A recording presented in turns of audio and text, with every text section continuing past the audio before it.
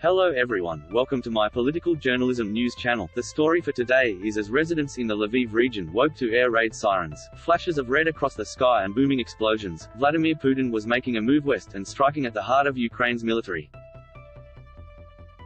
Ukraine officials say 35 people have died and 134 are being treated for serious injuries after Russian missiles struck the Yavoriv International Center for Peacekeeping and Security (ICPS), just 25 kilometers from the Polish border.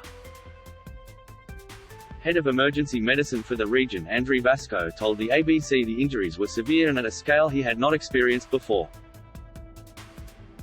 There was a strike on one of the buildings and some soldiers are at this time under the building. We are trying to pull them out. And they are alive, Dr. Vasko said on Sunday night. Russia had warned convoys of Western arms shipments to Ukraine could be considered legitimate targets and then, when claiming yesterday's attack, said the site was housing foreign weapons and fighters and that 180 of the alleged mercenaries were killed. Foreign fighters were known to be at the military base, but Ukraine's National Army Academy said none were killed in the strike. Despite Ukraine's desire to join NATO, until now the country has acted as a buffer zone between Russia and the alliance. But Sunday's attack brought Russia's war to the NATO border, any incursion on which would see the alliance move to protect its territory.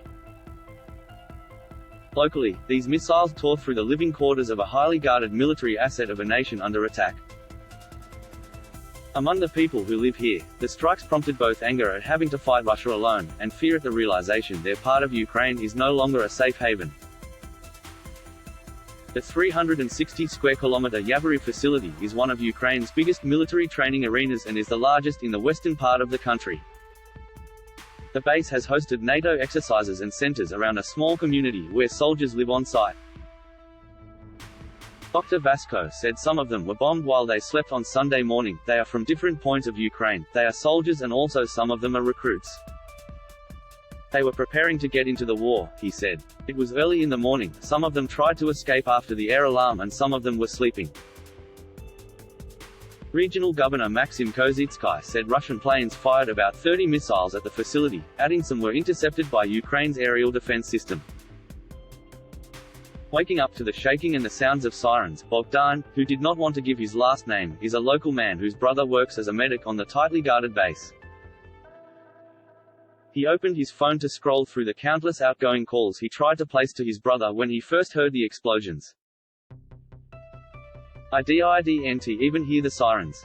I woke up because a building was shaking. So I got up, went down, and saw the light. I also heard an explosion, he said. Suddenly I got a call.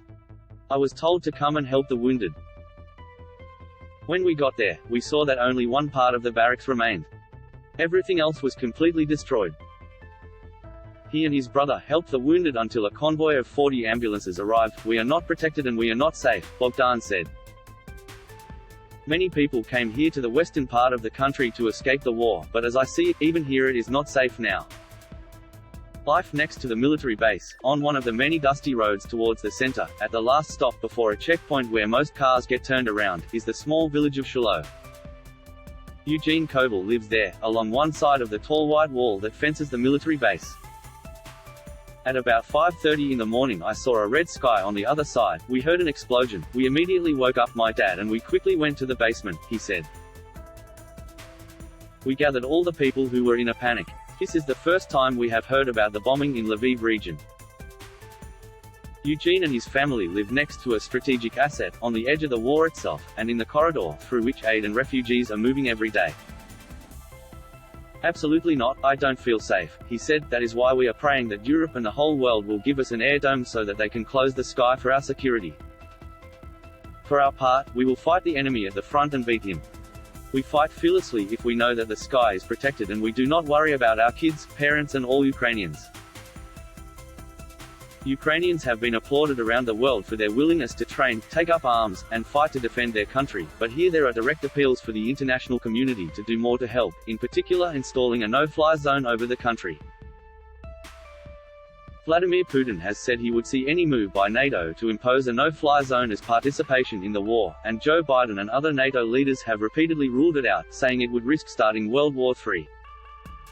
After yesterday's strike, the anger in Shiloh spilled over. Eugene's neighbor Lyubov said she counted 13 explosions.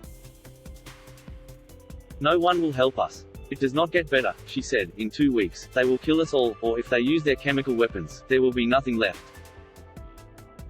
Coronavirus and war brought many sufferings. Why do we need NATO if it doesn't work? Before the invasion, the Yavoriv base was the main facility hosting NATO troops during drills with Ukraine's forces. Ukraine's desire to join NATO has been a major irritant for Vladimir Putin. Australia's Department of Foreign Affairs and Trade has not yet responded to questions about whether Australians were on the site or injured in the attack. That is all for today news. Thank you for watching to my channel. Please be sure to leave your comment and subscribe below for more news update.